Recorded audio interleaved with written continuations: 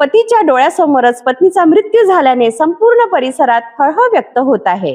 या भीषण अपघातामध्ये 2 वर्षाची चिमुकली आणि तिचे वडील किरकोळ जखमी झाले आहेत। पोलिसांनी ट्रक जप्त करून पुढील तपास सुरू केलेला आहे। रामटेक तुमसर मार्गावरील खिंडसी जवळील मेघदूत रिसोर्ट समोर झालेल्या भीषण अपघाताने परिसर हादरून गेला आहे। आपल्या गावाकडे परत जात असलेल्या एका कुटुंबावर काळाने घाला घातला आणि क्षणार्धात संसार उद्ध्वस्त झाला। मिळालेल्या माहितीनुसार रामटेक येथील खासगी रुग्णालयात उपचार घेतल्यानंतर रोशन चौधरी हे पत्नी नम्रता चौधरी आणि 2 वर्षाच्या मुलीसह दुचाकीने आपल्या मांद्री गावाकडे जात होते। त्यावेळी मागून भरधाव वेगाने येणाऱ्या ट्रकने त्यांच्या दुचाकीला जोरदार धडक दिली। या धडकेनंतर दुचाकीवरील मागे बसलेल्या 25 वर्षीय नम्रता चौधरी या रस्त्यावर फेकल्या गेल्या।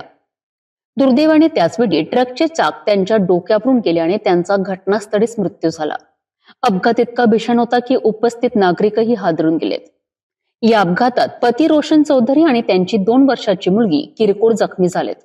पत्नीचा मृत्यू स्वतःच्या डोळ्यासमोर झाल्याने रोशन चौधरी यांच्यावर दुःखाचा डोंगर कोसळला आहे। घटनास्थळी उपस्थित नागरिकांनी तत्काळ मदत कार्य सुरू केलेत आणि पोलिसांना माहिती दिली। या अपघातानंतर ट्रक चालकाने घटनास्थळावरून ट्रक घेऊन पळ काढला। मात्र रामटेक पोलिसांनी तत्काळ शोध मोहीम राबवली। मोरी गावाजवळ उभा असलेला ट्रक शोधून काढला आणि तो जप्त करून पोलीस ठाण्यात आणलाय। मृत नम्रता चौधरी यांचा मृतदेह शवविच्छेदनाकरिता रामटेक उपजिल्हा रुग्णालयात पाठविण्यात आलाय। वैद्यकीय प्रक्रिया पूर्ण झाल्यानंतर मृतदेह नातेवाईकांच्या ताब्यात देण्यात आला। जखमी पतीला उपचारानंतर रुग्णालयातून सुट्टी देण्यात आली। या भीषण अपघातानंतर परिसरात शोककळा पसरली असून भरधाव वाहनांवर नियंत्रण ठेवण्याची मागणी नागरिकांकडून करण्यात येत आहे। रामटेक पोलिसांनी प्रकरणाची नोंद करून अपघाताच्या नेमक्या कारणांचा तपास सुरू केला आहे। रामटेक तुमसर मार्गावरील या भीषण अपघाताने एका निष्पाप कुटुंबाचा संसार उद्ध्वस्त केलेला आहे।